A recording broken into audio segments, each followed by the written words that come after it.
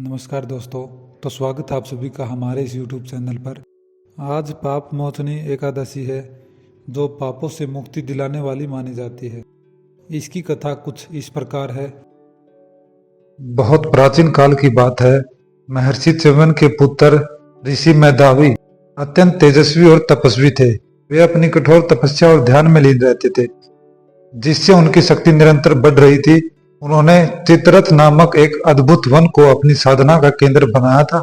यह वन अत्यंत सुंदर और मनमोहक था, जहां देवता, ऋषि मुनि और अन्य जीव जंतु भी निवास करते थे। ऋषि मेधावी की तपस्या इतनी गहरी थी कि देवराज इंद्र भी चिंतित हो गए। उन्हें भय था कि कहीं ऋषि अपनी तपस्या के प्रभाव से स्वर्ग पर अधिकार न कर ले। तो उन्होंने मनोरमा नामक एक अप्सरा को भेजा ताकि वह अपनी सुंदरता और नृत्य से ऋषि की साधना को भंग कर सके। मनोरमा नामक अप्सरा बहुत सुंदर थी। उसने वन में आकर अपनी मोहक अदाओं और नृत्य से ऋषि मेधावी को अपनी ओर आकर्षित करना शुरू कर दिया। धीरे धीरे ऋषि मेधावी उसकी ओर आकर्षित होते चले गए और अपने तप का त्याग कर उसके प्रेम में लीन हो गए। वे भूल गए कि उनका मुख्य उद्देश्य क्या था और उन्होंने वर्षों तक मनोरमा के साथ समय बिताया।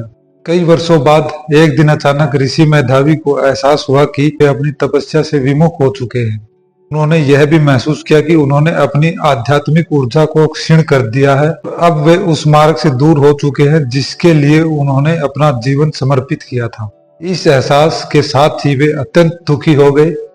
उन्हें समझ में आ गया कि वे मोह और माया में फंसकर अपने लक्ष्य से भटक चुके हैं। अपनी इस भूल का पश्चाताप करते हुए वे तुरंत अपने पिता च्यवन ऋषि के पास पहुंचे। जब वे अपने पिता के आश्रम पहुंचे तो अत्यंत लज्जित और दुखी थे। उन्होंने च्यवन ऋषि के चरणों में गिरकर अपनी गलती स्वीकार की और कहा, हे पिताश्री, मैं अपने पथ से भटक गया हूँ। मैंने अपनी तपस्या को छोड़कर भौतिक सुखों में स्वयं को लिप्त कर लिया। अब मैं अपनी भूल सुधारना चाहता हूँ। कृपया मुझे मार्ग दिखाइए। च्यवन ऋषि अत्यंत अनुभवी और ज्ञानी थे। उन्होंने अपने पुत्र को सांत्वना दी और कहा, वत्स, यह संसार मोह माया से भरा हुआ है। मनुष्य को सदा अपनी साधना और लक्ष्य पर केंद्रित रहना चाहिए, लेकिन कोई भी भूल कर सकता है। यदि तुम सच में अपने पापों से मुक्त होना चाहते हो तो तुम्हें पाप मोचनी एकादशी का व्रत करना चाहिए। इस व्रत के प्रभाव से तुम्हारे सभी पाप नष्ट हो जाएंगे और तुम फिर से अपनी आध्यात्मिक यात्रा आरंभ कर सकोगे। ऋषि मेधावी ने अपने पिता की आज्ञा का पालन किया और पूर्ण श्रद्धा और निष्ठा के साथ पाप मोचनी एकादशी का व्रत रखा। उन्होंने पूरे दिन उपवास किया, भगवान विष्णु की आराधना की और पूरी रात जागरण किया। इस व्रत के प्रभाव से उनका मन शुद्ध हो गया और उनके सारे पाप नष्ट हो गए। जब व्रत समाप्त हुआ तब भगवान विष्णु स्वयं प्रकट हुए और उन्होंने ऋषि मेधावी को दर्शन देकर कहा, हे मेधावी, तुमने अपने पापों से मुक्त होने के लिए जो प्रयास किया है वह सफल हुआ। अब तुम पुनः अपनी तपस्या में लग सकते हो और मोक्ष प्राप्ति के मार्ग पर आगे बढ़ सकते हो। भगवान विष्णु के दर्शन पाकर ऋषि मेधावी अत्यंत प्रसन्न हुए और उन्होंने पुनः तपस्या आरंभ की। तो अब जानते हैं पाप मोचनी एकादशी का महत्व। यह एकादशी विशेष रूप से पापों के नाश के लिए की जाती है।